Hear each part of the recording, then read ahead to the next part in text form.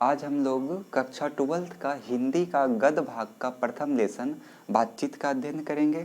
बातचीत जो एक निबंध है, इसके लेखक बालकृष्ण भट्ट हैं, जिनका जन्म 23 जून 1844 को हुआ था एवं उनका मृत्यु 20 जुलाई 1914 को हुआ था। इनका निवास स्थान इलाहाबाद, जो अब प्रयागराज के नाम से जाना जाता है एवं जो उत्तर प्रदेश राज्य में स्थित है। उनकी माता का नाम पार्वती देवी एवं पिता का नाम बेनी प्रसाद भट्ट थे। उनके पिता पेशे से एक व्यापारी थे। उनकी जो शिक्षा थे वे 1869 से 1875 तक मिशन स्कूल से तथा 1885 में वे सीएबी स्कूल से संस्कृत का अध्ययन किए थे। उनकी रचनाएं कुछ इस प्रकार हैं, जैसे रहस्य कथा, नूतन ब्रह्मचारी, 100 अजान कुछ उनके प्रमुख उपन्यास हैं। एवं उन्होंने 1877 ईस्वी में हिंदी प्रदीप नामक मासिक पत्र को प्रकाशित किया था। एक खास बात, बालकृष्ण भट्ट को भारतेंदु युग का प्रमुख साहित्यकार कहा जाता है। लेखक के परिचय के बाद हम लोग अध्याय के विषय वस्तु पर आते हैं। सबसे पहले हम लोग समझिए कि ये वाक शक्ति क्या होता है। वाक मतलब होता है बोलना, शक्ति मतलब आप कह सकते हैं ताकत। यानी कि अगर सीधा साधा इसका अर्थ निकाला जाए वाक शक्ति का, तो बोलने की शक्ति को या बोलने की ताकत को हम लोग क्या कह सकते हैं, वाक शक्ति कहते हैं। एक महत्वपूर्ण क्वेश्चन यहाँ पर से उठता है कि यदि मनुष्य में वाक शक्ति नहीं हो तो क्या हो। तो आप लोग इसका आंसर दीजिएगा कि यदि मनुष्य में वाक शक्ति नहीं हो तो वह किसी कोने में बैठा हुआ अपने सुख को, अपने दुख को, अनुभवों को वो दूसरी इंद्रियों के साथ व्यक्त करता एवं एक दूसरे से वो ना तो कुछ कह पाता और ना ही सुन पाता। एक बार फिर से हम इसका आंसर ध्यान से देखते हैं। आप लोगों को कैसे बोलना है, ध्यान से समझिएगा। यदि मनुष्य में वाक शक्ति नहीं होती तो वह किसी कोने में बैठा हुआ अपने सुख, अपने दुखों के अनुभवों को वो दूसरी इंद्रियों के द्वारा व्यक्त करता एवं वो एक दूसरे से ना तो कुछ कह पाता और ना ही वो कुछ सुन पाता।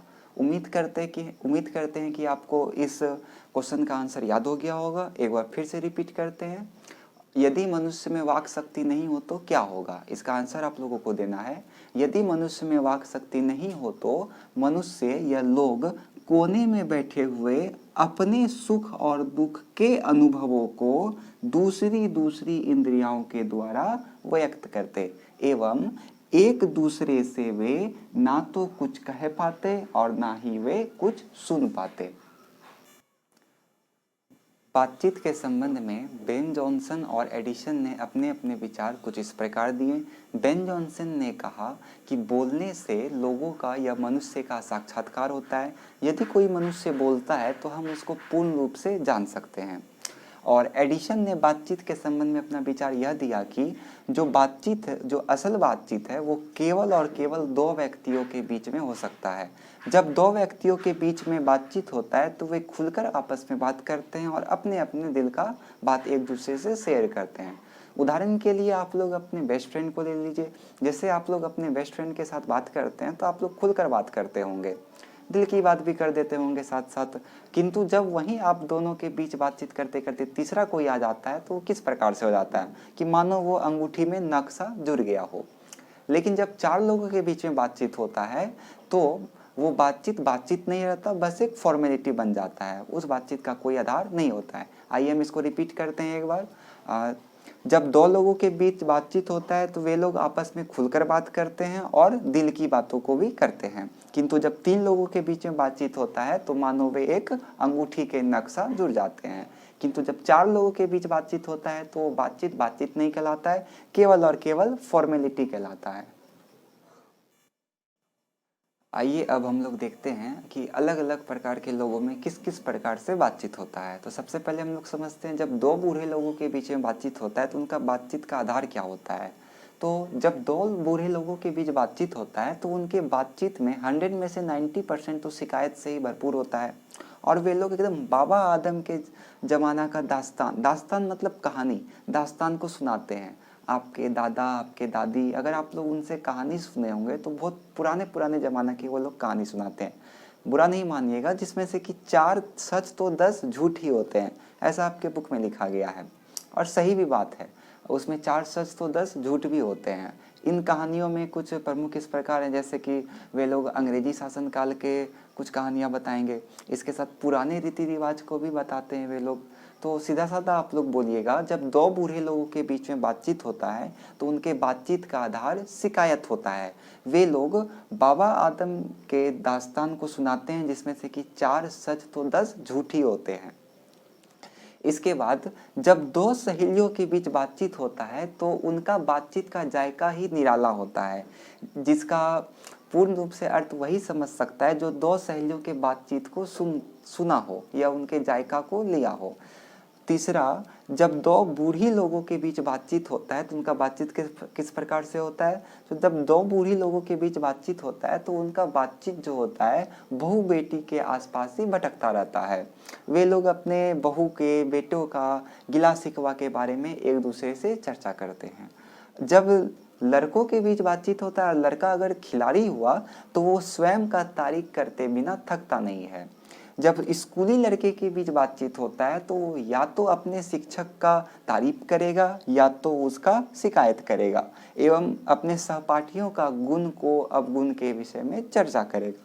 और जब चंडू खाने मतलब होता है वह स्थान जहाँ पे लोग नशा करते हैं। तो चंडू खाने का बातचीत कैसा होता है? तो चंडू खाने का बातचीत भी क्या होती है? निराली होती है। एक बार रिपीट करते हैं हम लोग, ध्यान से समझिएगा। जब दो बूढ़े लोगों के बीच बातचीत होता है तो उनका बातचीत किसका होता है? तो शिकायत से भरपूर होता है और वे लोग बाबा आदम के दास्तान को सुनाते हैं, जिसमें से कि 4 सच तो 10 झूठ होते हैं। जब दो सहेलियों के बीच बातचीत होता है तो उनका जायका ही क्या होता है? निराला होता है, बात ही अलग होता है उनका। जब दो बूढ़ी लोगों के बीच बातचीत होता है उनका बातचीत जो होता है बहू बेटी के आसपास ही घिरा होता है। वे लोग अपने बहू के बेटों का गिला शिकवा के बारे में चर्चा करते हैं। और जब दो लड़कों के बीच बातचीत होता है, यदि लड़का खिलाड़ी हुआ तो वह स्वयं का तारीफ करते बिना थकता नहीं है कि मैं तो अच्छा खेला क्रिकेट, मैं तो अच्छा बैटिंग किया, किंतु वो अच्छा नहीं कर पाया, वो खराब खेला जिस कारण से मैच हार गए। तो वो क्या करता है? स्वयं का तारीफ ही करता रहता है। लेकिन जब स्कूली लड़के के बीच बातचीत होता है तो वो केवल और केवल या तो अपना शिक्षक का तारीफ करेगा या तो अपना शिकायत करेगा और अपने सहपाठियों का गुण का अवगुण के विषय में चर्चा करेगा। जब चंडू खाने में बातचीत होती है, चंडू खाने अर्थात वह स्थान जहाँ पे लोग नशा करते हैं, जब चंडू खाने में बातचीत होती है तो वहाँ का बातचीत जो होता है काफ़ी निरालय होती है। आइए हम लोग आर्ट ऑफ कन्वर्सेशन के विषय में समझते हैं। ये आर्ट ऑफ कन्वर्सेशन क्या है? तो यदि आप में बोलने का हुनर है तो आप में क्या है? आर्ट ऑफ कन्वर्सेशन है। सीधा साधा इसका हम लोग परिभाषा दे सकते हैं कि बोलने के हुनर को आर्ट ऑफ कन्वर्सेशन कहा जाता है। जो यूरोप देश है, यूरोप जो महादेश है, वहाँ पे आर्ट ऑफ कन्वर्सेशन अत्यधिक है। आर्ट ऑफ कन्वर्सेशन जिसमें होता है वे ऐसे चतुराई से किसी प्रसंग को छेड़ते हैं कि सुनने वाला का कान जो होता है अत्यंत सुख प्राप्त करता है। एक बार फिर से देखिए, आर्ट ऑफ कन्वर्सेशन बात करने के हुनर से संबंध रखता है। आर्ट ऑफ कन्वर्सेशन जिसमें होता है वो चतुराई से ऐसे किसी प्रसंग को छेड़ता है कि सुनने वाला का कान जो होता है वो अत्यंत ही सुख प्राप्त करता है। कैसे बोलना है इसको? अगर क्वेश्चन आएगा कि आर्ट ऑफ कन्वर्सेशन क्या है तो इसका आंसर दीजिएगा आप सभी कि आर्ट ऑफ कन्वर्सेशन का अर्थ बात करने के हुनर से है। आर्ट ऑफ कन्वर्सेशन जिसमें होता है वो चतुराई से किसी प्रसंग को ऐसे छेड़ता है कि सुनने वाला का कान जो है अत्यंत सुखमय हो जाता है। ये चैप्टर आपका यहाँ पे फिनिश होता है। इसके बाद के पार्ट में हम लोग इसका ऑब्जेक्टिव को क्लियर करेंगे। यहाँ तक आप लोग अच्छे तरीके से पढ़ लीजिएगा।